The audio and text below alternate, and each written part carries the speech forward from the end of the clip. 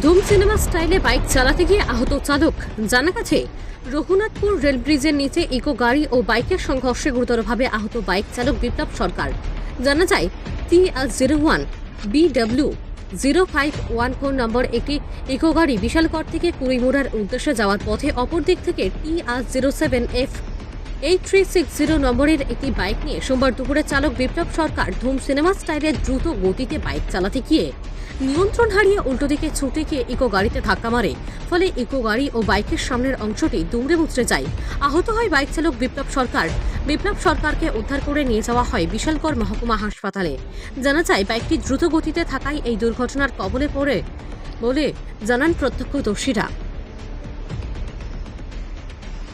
ঘটনাটা রেল ব্রিজের সামনে একটা অ্যাক্সিডেন্ট হয়েছে। কোন রেল ব্রিজ? এটা ওই রঘুনাথপুর হ্যাঁ। রেল ব্রিজ, হ্যাঁ, এখানে একটা অ্যাক্সিডেন্ট হয়েছে। কি হয়েছে? ওইখানে গাড়ির সমস্যা, গাড়ি আর বাইকে। কি গাড়ির সাথে? হ্যাঁ, কি গাড়ির সাথে হয়েছে? এটা কি গাড়ি হলো? মারুতি ভ্যান। নাম্বার জানা গেছে? হ্যাঁ, নাম্বারটা হলো TR01 BW0514। যে ইনজিউর্ড হয়েছে এর নাম? আর যে ইংলিশের এর নাম হলো বিপ্লব সরকার। বাইকের নম্বর পাওয়া গেছে না? হ্যাঁ, TR07F8360। এখন কোনখানে বসেছে? এখন বিশালের রাস্তা চলে।